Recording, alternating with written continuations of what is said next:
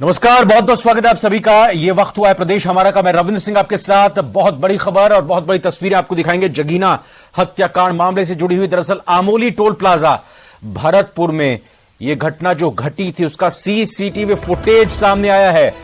कुछ बदमाश इस वारदात को जिन्होंने अंजाम दिया साफ तौर पर दिखाई दे रहा है। इस दौरान बस में दहशत मची हुई थी और करीब 6 से ज्यादा बदमाशों ने टोल पर इस वारदात को अंजाम दिया। सीसीटीवी कैमरे में साफ तौर पर आप देख सकते हैं कैसे ये पूरा घटनाक्रम हुआ। टोल प्लाजा आता है, टोल प्लाजा पे बस को रोका जाता है, उसके बाद एकदम आपाधापी अफरा तफरी मच जाती है इस बस में। और फिर ये देखिए बदमाशों की तरफ से कैसे हाथों में हथियार लेकर यहां खुलेआम, ना मुंह पर कपड़ा इन्होंने ढका हुआ है और किस तरीके से इस वारदात को इनकी तरफ से अंजाम दिया गया है। और न सिर्फ इन्होंने कुलदीप जगीना पर यह हमला किया बल्कि उसके साथ ही विजयपाल पर भी हमला किया था। कुलदीप जगीना की तो मौत हो गई थी। आप देखिए किस तरह से अंदर बसों में सवारी, बस के अंदर सवारी भरी हुई थी, सवारियों में अफरा तफरी मच गई थी। कुछ सवारी बाहर निकलकर आने की कोशिश कर रहे थे लेकिन उस कोशिश में नाकाम थे। फिर अंदर बस के अंदर ही वो बचने की कोशिश कर रहे थे। तो अलग अलग जो बात सामने निकल कर आई थी इस हत्याकांड को लेकर, तो कुल मिलाकर देखा जाए तो एक देखिए दूसरी तरफ तो दरवाजे पर एक खड़ा हुआ है हत्यारा और दूसरी तरफ आप देख सकते हैं कि खिड़की पर, बस की खिड़की पर आगे जाकर भी हत्यारे की तरफ से निशाना साधा जा रहा है। पूरी इनकी प्लानिंग थी, इनकी पूरी कोशिश थी कि इस वारदात को अंजाम देते हुए दोनों ही आरोपियों को मारना है, इनकी हत्या करनी है, इनकी जान बचनी नहीं चाहिए। दीपक हमारे सहयोगी इस वक्त जुड़ चुके हैं। दीपक, बड़ी सनसनीखेज ये तस्वीरें, सबसे पहले न्यूज 18 राजस्थान पर डिस्क्राइब कीजिए इनको। देखिए रविंद्र, ये वही मामला है जहां आमोली टोल प्लाजा पर जब पुलिस आरोपी जो कृपाल जगीना हत्याकांड के आरोपी थे उनके आरोपियों को लेकर के आ रही थी, इसी दौरान आमोली टोल प्लाजा पर जो घटनाक्रम हुआ था उसका अभी सीसीटीवी फुटेज सामने आया है जिसमें कुछ बदमाश इस वारदात को अंजाम देते हुए नजर आ रहे हैं। तस्वीरों में देखिए किस तरह से जो रोडवेज की बस है उसमें अफरा तफरी मची हुई है। जो सवारियां रोडवेज बस में मौजूद थी वो खिड़कियों से बाहर निकलती हुई नजर आ रही हैं और कुछ बदमाश वहां पर हथियार लोड कर रहे हैं और बार बार हथियारों को चला रहे हैं। इस सीसीटीवी फुटेज से साफ हो जाता है रविंद्र की किस तरीके से इस वारदात को अंजाम दिया गया। और आप तस्वीरों में देखिए कि किस तरह से हथियारों के साथ लैस थे बदमाश और उसके बाद एक पूरी प्लानिंग के तहत इस वारदात को अंजाम दिया गया। और कुछ बदमाश जो है वो जेब से चढ़ते हुए नजर आ रहे हैं, तो कुछ बदमाश सीसीटीवी फुटेज में जो बस की खिड़कियां हैं वहां से हथियार चलाते हुए नजर आ रहे हैं। तो ये सीसीटीवी फुटेज अभी सामने आया है। इसको देखने के बाद ऐसा लग रहा है कि जिस तरीके से पूरी रोडवेज की बस पर हमला हुआ हो, उस सवारियां उसमें मौजूद थी, उनमें अफरा तफरी मची, सवारियों ने बाहर निकलने की कोशिश करके अपनी जान बचाई और उसके बाद ये जो बदमाश है वो टोल प्लाजा पर पहले से मौजूद थे। बस जो है टोल से थोड़ा चलती है फिर उसके बाद में रुकती है, सीसीटीवी फुटेज में जिस तरह से नजर आ रहा है। और ये अहम हो जाता है सीसीटीवी फुटेज घटनाक्रम का कि किस तरह से बदमाशों द्वारा वारदात को अंजाम दिया। और ये सीसीटीवी फुटेज जो है पुलिस के पास तो उसी दिन आ गया था लेकिन इसे शो नहीं किया गया था इसे, लेकिन ये सीसीटीवी फुटेज अब सामने आया है जिसमें पूरा घटनाक्रम वो है नजर आ रहा है। बदमाश आधा दर्जन से अधिक की संख्या में है और सबसे बड़ा सवाल ये है रविंद्र की बदमाश इस तरह से किसी भी वारदात को अंजाम देते हैं तो अपने मुंह पर या नकाब लगाए होते हैं या हेलमेट लगाए होते हैं। इस तरह की वारदातों को अंजाम दिया जाता है। अमूमन राजस्थान में जब भी कोई ऐसा घटनाक्रम घटता है तो देखा जाता है कि बदमाश मुंह छिपा करके वारदात को अंजाम देते हैं, लेकिन यहाँ पर जो बदमाश है वो खुले में इस वारदात को अंजाम देते हुए नजर आ रहे हैं और आधा दर्जन से अधिक इन बदमाशों की संख्या है। कुछ बदमाश जो पीछे खड़े हुए हैं, एक बदमाश हेलमेट लगाए हुए जिसके पास बैग है और जो बदमाश पहले से बस में सवार था जिसका नाम विष्णु बताया जा रहा था वो कुर्ता पजामा पहने हुए है सफेद कलर के और उसके पास भी एक बैग लटका हुआ है। और ये तस्वीरें जो है अब निकल करके आई है जिनमें पूरा घटनाक्रम साफ नजर आ रहा है कि किस तरह से बदमाशों ने कुलदीप जगीना की हत्या की जो है प्लानिंग की थी और उस हत्याकांड की वारदात को अंजाम दिया था। जी, संख्या भी इनकी पता चल रही है जो बदमाश है जिन्होंने हमला किया। देखिए रविंद्र, ये सीसीटीवी फुटेज आने से पहले अलग अलग तरीके की जो बातें हैं वो सामने आ रही थी कि इस तरह से बदमाश आए, पहले गाड़ी लगाई, उसके बाद बस में घुस करके वारदात को अंजाम दिया। लेकिन ये सीसीटीवी फुटेज अब सभी बातों को जो है क्लियर पिक्चर सामने कर रहा है एकदम कि किस तरह से बदमाशों ने वारदात को अंजाम दिया। गेट के पास कुछ बदमाश आए, अचानक ही बस को रोका और उसके बाद ताबड़तोड़ तरीके से फायरिंग करने लगे और उसमें जो कृपाल जगीना हत्याकांड के आरोपी बैठे हुए थे विजयपाल और कुलदीप, उन पर फायरिंग की जिसमें कुलदीप की गोली लगने से मौत हो जाती है और विजयपाल घायल होता है गोली लगने से।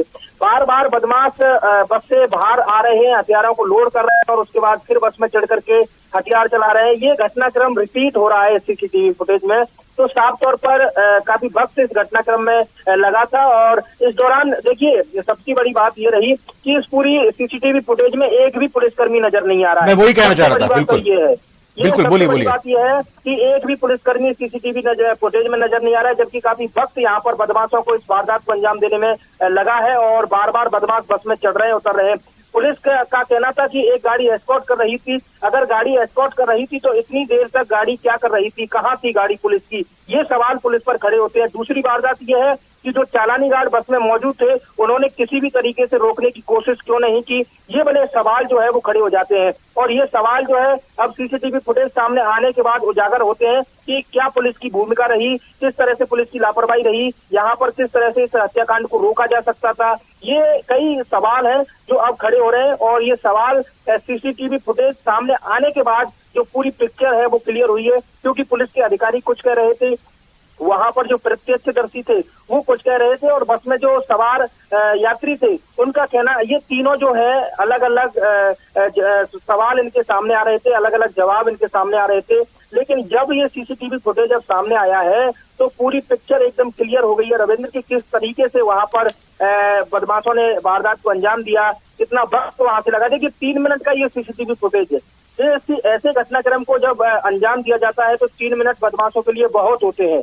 1 मिनट से ज्यादा में बदमाश वारदात को अंजाम देकर के फरार हो जाते हैं, लेकिन यहाँ पर 3 से 4 मिनट तक बदमाशों ने इस वारदात को अंजाम दिया है और वो वहीं रुके रहे। लेकिन जब पुलिस की गाड़ी एस्कॉर्ट कर रही थी तो 3 से 4 मिनट तक जब बस आगे नहीं बढ़ी, इस तरह का घटनाक्रम हुआ, वहां फायरिंग होने लगी, तो क्या पुलिसकर्मियों ने वापस मुड़ करके नहीं देखा कि किस तरह का कांड हो रहा है?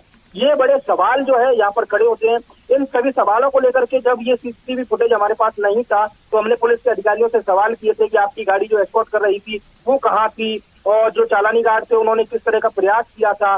तो कहा था कि पुलिस की गाड़ी एस्कॉर्ट कर रही थी, बस के सामने ही थी, तो इन बदमाशों को रोका क्यों नहीं गया? जब बदमाश इस हत्याकांड को अंजाम देकर के वहां से भागने लगे होंगे तो पुलिस की गाड़ी ने उनका पीछा किया, तो किस तरह से पीछा किया कि 50 किलोमीटर दूर जाकर के बदमाश पुलिस के हत्थे चढ़ते हैं? देखिए ये भी बड़े सवाल खड़े होते हैं कि जब पुलिस एस्कॉर्ट कर रही थी तो पुलिस को सामने ही होना चाहिए था और बदमाश 50 किलोमीटर दूर भाग जाते हैं। ये सभी जो सवाल हैं उनका जवाब ये सीसीटीवी फुटेज दे रहा है रविंद्र जी। बिल्कुल, और इनके कुछ और भी हिस्से हैं, अंश हैं जो अभी हमने देखे, दर्शकों को भी अभी आगे दिखाएंगे कि खिड़कियों से अपनी जान बचाते हुए इस बस के यात्री देख रहे हैं, खिड़कियों से बाहर कूदते हुए। देखिए रविंद्र, वही जिक्र मैंने पहले भी किया था कि एकदम बस पर अटैक होता है, जिस तरह से यात्री पूरी तरह से सहम जाते हैं कि ये हुआ क्या। इस पिक्चर को यात्री शायद अपनी जिंदगी में कभी नहीं भूल पाएंगे, इस कांड को, और बार बार वो इस कांड को याद किया करेंगे कि आखिर ऐसे किस तरह से ये कांड हुआ था कि बदमाश जो है एक साथ आते हैं, इस घटनाक्रम को अंजाम देते हैं, बिना नकाब लगाए बदमाश आते हैं और सरेआम वहां हथियारों को लोड करके बार बार बस में चढ़ते हैं और नीचे करते हैं। फिर उसके बाद जो सवारियां हैं उसमें वो अपने आप को बचाने के लिए जो बस की खिड़कियां हैं, राजस्थान रोडवेज बस की खिड़कियां हैं, उनसे बाहर निकल करके अपनी जान को बचाते हैं। सबसे पहले एक महिला उससे उतरती हुई नजर आई, उसके बाद एक बुजुर्ग व्यक्ति जो है वो उस खिड़की से, जो केबिन है ड्राइवर के पास में, वहां से कूदता हुआ नजर आ रहा है।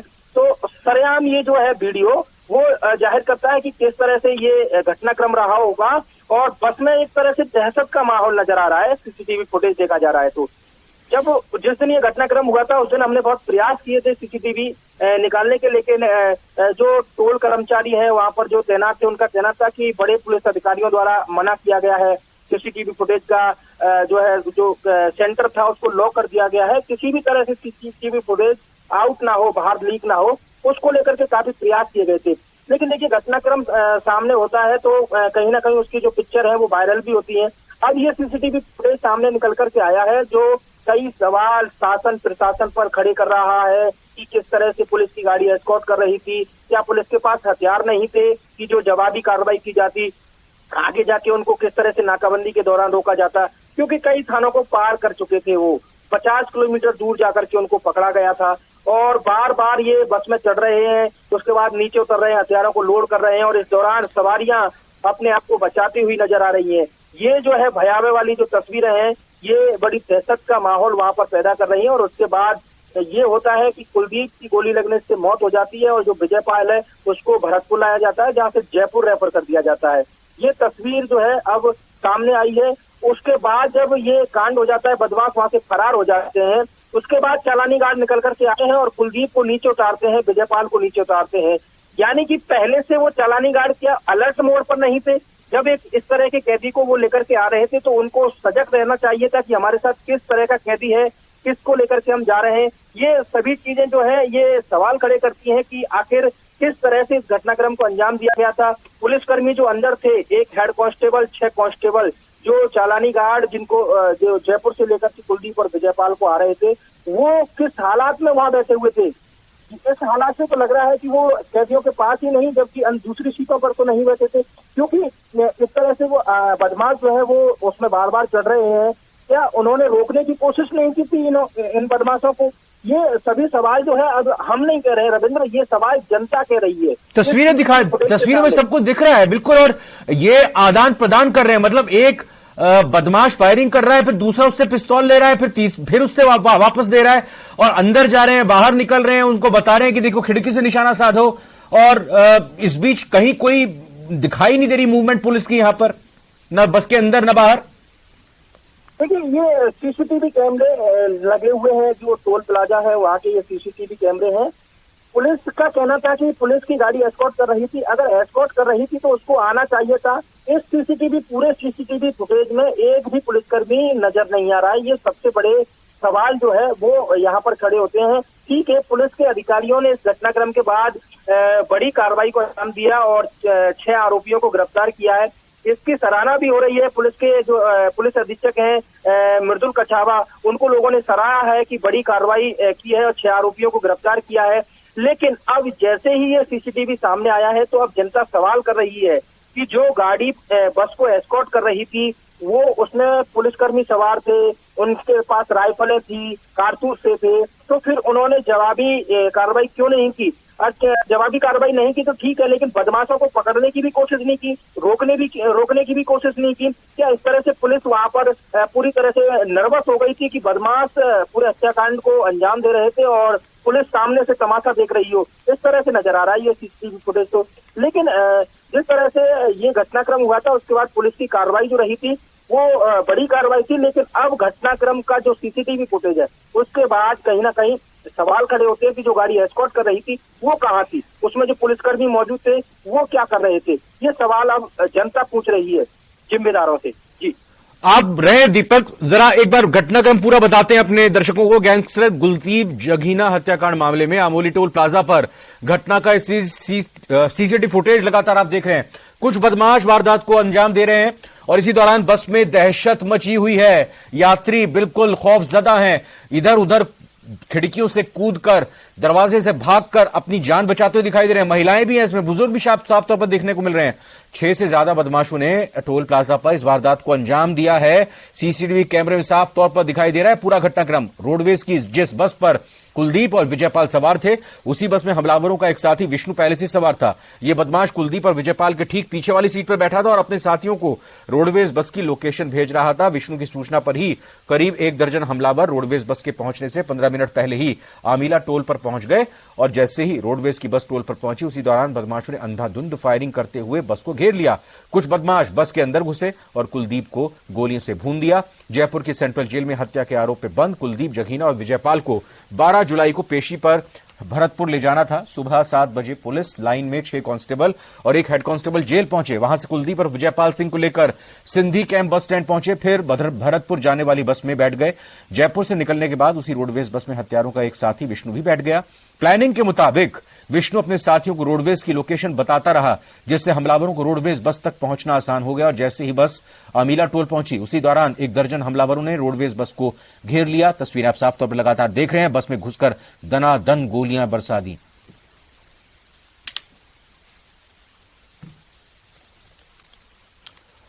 अगली खबर का रुख करते हैं। आपको बता दें कि जोधपुर में एक स्कूल में चपरासी की दरिंदगी सामने आई है। 7 साल की मासूम के साथ दुष्कर्म किया गया। पिछले 6 महीने से वो दुष्कर्म कर रहा था। मां ने बच्ची की यूनिफॉर्म पर खून लगा हुआ देखा तो पूरी जानकारी ली। आरोपी चपरासी ने बच्ची को धमका रखा था।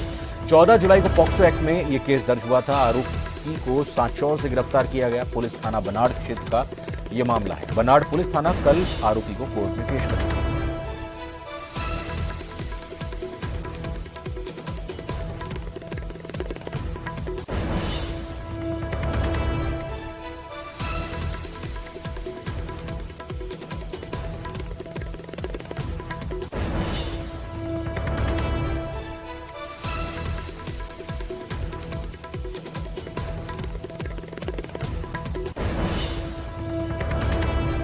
तो जोधपुर की खबर देख रहे हैं आप, जहां पर स्कूल के चपरासी की दरिंदगी सामने आई है और किस तरह की दरिंदगी उसने की है। 6 महीनों तक 7 साल की मासूम के साथ वो दुष्कर्म करता रहा। पिछले 6 महीनों से दुष्कर्म कर रहा था। चंद्रशेखर व्यास हमारे संवाददाता जुड़े हैं इस खबर पर और जानकारी के साथ। चंद्रशेखर, घटनाक्रम बताएं और अब कल कहा जा रहा है कोर्ट में पेशी हुई। गिरफ्तारी कब हुई? मामला कब से चल रहा था?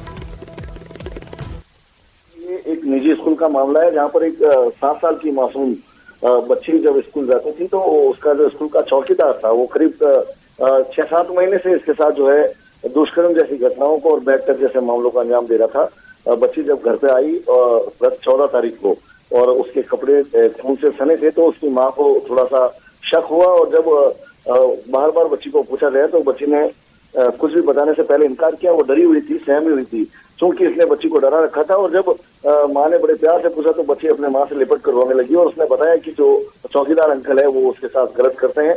तब परिवार ने जो है इस मामले को लेकर बनाड़ थाने में मामला दर्ज करवाया और जैसे ही इस आरोपी को इस बात की भनक लगी वो फरार हो गया। इसके बाद आज इसे सांचौर से गिरफ्तार किया गया है।